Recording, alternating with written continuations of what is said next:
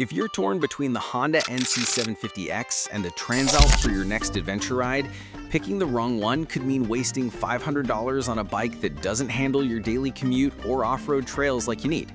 Today, we're diving into the 2026 Honda NC750X versus the 2026 XL750 Transalp, two solid middleweight adventure bikes from Honda that look similar at first glance but serve up totally different rides depending on what you want. I'll break it down step by step, looking at everything from their engines to how they feel on the road, so you can figure out which one fits your style, whether you're zipping through city traffic or hitting dirt paths on the weekend. First up, let's talk engines and performance, because that's where these two start to split apart big time. The NC750X packs a 745cc liquid-cooled parallel twin engine that puts out 58.6 horsepower at 6750 RPM and 50.9 pound-feet of torque at 4750 RPM. It's tuned for smooth, low-end pull, so you get that quick response when you're accelerating from a stoplight or merging onto the highway. Top speed sits around 110 miles per hour, which is plenty for most riders who stick to paved roads. Now the Transalp steps it up with a 756cc liquid-cooled parallel twin Unicam engine, cranking out 91.8 horsepower at 9500 RPM and 55.3 pound-feet of torque at 7250 RPM. That extra power means it revs higher and feels more alive when you're pushing it, with a top speed closer to 125 miles per hour. If you're the type who likes to overtake trucks on twisty back roads or climb steep hills without downshifting constantly, the Transalp's got that edge.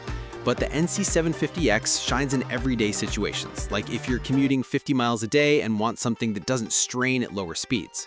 Picture this, you're on a long straight stretch and the NC750X just hums along at 60 miles per hour without breaking a sweat, while the Transalp might feel like it's begging for more throttle to really wake up.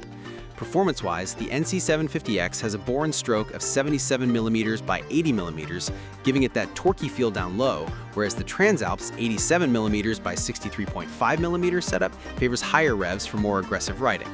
Compression ratios are close, 10.7 to 1 on the NC and 11 to 1 on the Transalp, but that slight bump helps the Transalp squeeze out more power per rev.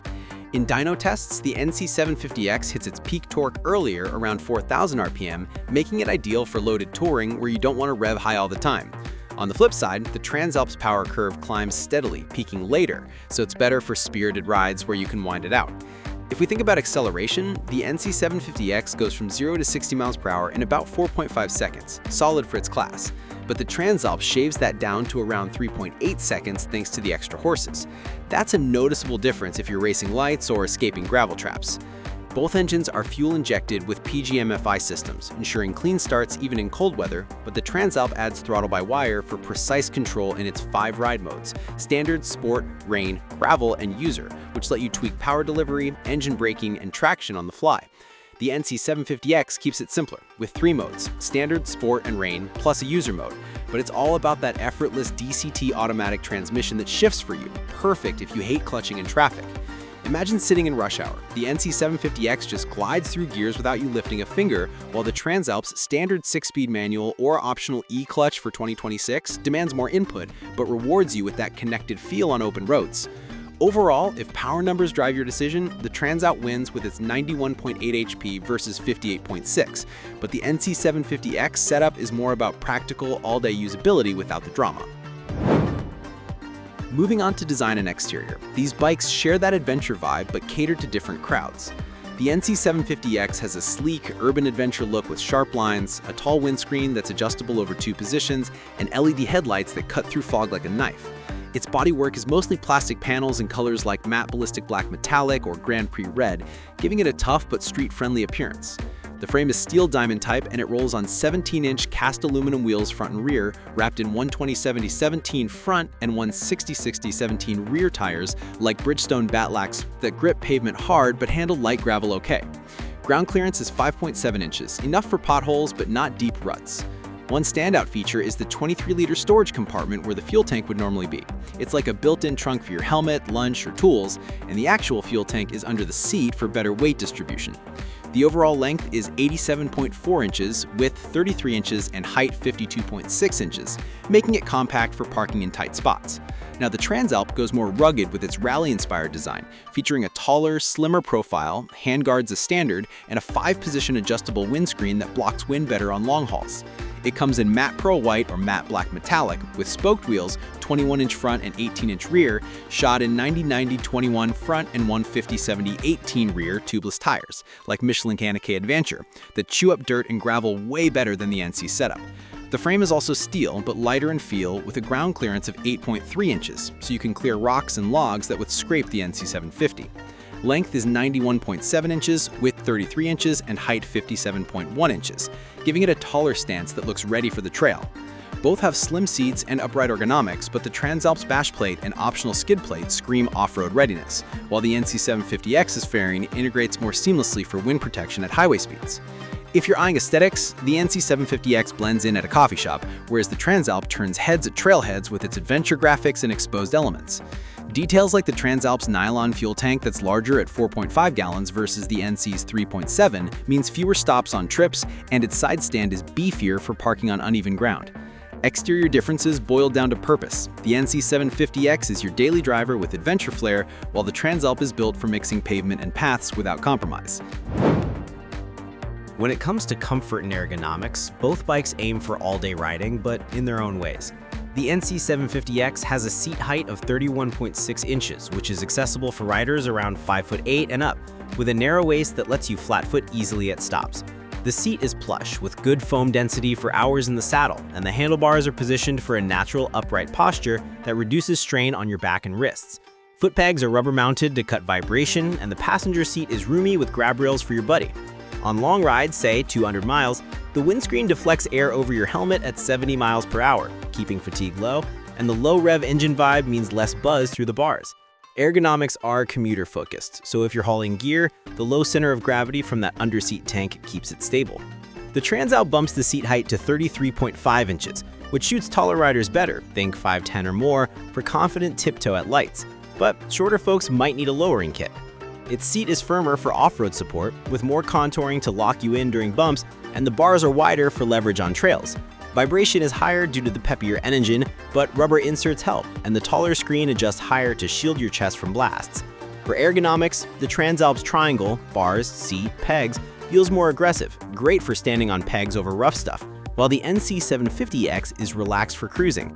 Imagine a weekend trip. On the NC, you're chilling with music from your phone mounted, legs stretched. On the Transalp, you're scanning for the next dirt cutoff, body poised. Both have adjustable levers, but the Transalp adds heated grips as an option for cold mornings. Comfort edges to the NC750X for pavement pounding, but the Transalp wins if your rides mix terrains where standing ergonomics matter. Features and technology set these apart too. The NC750X comes standard with Honda's DCT, which auto shifts through 6 gears or lets you paddle shift manually, a game changer for new riders or traffic haters. It has a 5-inch TFT display with optical bonding for glare-free viewing, showing speed, RPM, fuel, and trip data, plus Honda Road Sync for Bluetooth connectivity to your phone for navigation and calls. ABS is standard on both channels, with switchable rear for light off-road and traction control with 3 levels. You get USB-C charging in the storage bin, LED lights all around, and emergency stop signal that flashes hazards under hard braking. The Transalp skips DCT for a traditional manual or the new E-clutch that auto-clutches for you without a lever pull, making starts and shifts effortless. Its 5-inch TFT is similar but adds more off-road metrics like lean angle, and 5 ride modes integrate ABS, traction, HSTC with 3 levels, and wheelie control. Tech includes throttle-by-wire, switchable ABS, on-road off-road, and a quick shifter option for seamless upshifts. Both have immobilizers, but the Transalp adds a USB-C port under the seat and optional connectivity for apps. If tech means ease, NC750X's DCT is king. For customizable control, Transalps dominate. Details like the NC's 23-liter frunk versus Transalp's tank bag compatibility highlight daily versus adventure use. Fuel efficiency and range are key for long hauls. The NC750X sips gas at about 64 miles per gallon in mixed riding thanks to its low-friction engine and DCT optimizing shifts, giving you over 230 miles on its 3.7-gallon tank. That's perfect for cross-state trips without constant fill-ups. The Transalp gets around 52 miles per gallon, with its higher power demanding more fuel, but the 4.5-gallon tank stretches range to about 200 miles too, though real-world drops to 200 if you're aggressive. In city, NC edges out with 70 miles per gallon possible, while Transalp hits 55. Both run on regular 87 octane, but NC's efficiency saves you bucks over time. Handling and suspension make or break the ride. The NC750X uses 41mm Showa forks with 4.7 inches travel up front and a ProLink rear shock with 4.7 inches tuned for smooth pavement with preload adjust. It corners sharp on twisties, stable at speed, but bottoms on big bumps. Rake is 27 degrees, trail 4.3 inches for quick steering.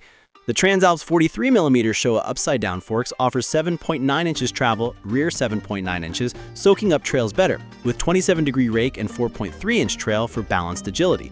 It shines off-road, gripping loose surfaces, while NC sticks to roads. Safety features include dual 320mm front discs with 2-piston calipers, single 240mm rear, all ABS equipped. Transalp has 310mm twin front discs, 256mm rear with off-road ABS mode. Both have hazard lights, but Transalp adds cornering ABS. Pricing and value: NC750X starts at $9,499, Transalp at $9,999. NC offers better bang for buck for daily use with storage and DCT, Transalp justifies extra for power and versatility. In summary, grab the NC750X if you want a practical commuter that dabbles in adventure with 58.6 horsepower, 64 miles per gallon, and that handy 23-liter storage for under $9,500. Go Transalp for serious trails with 91.8 horsepower, 8.3 inches clearance, and modes for $9,999. Neither's perfect, but they nail their niches. Subscribe for more bike comparisons.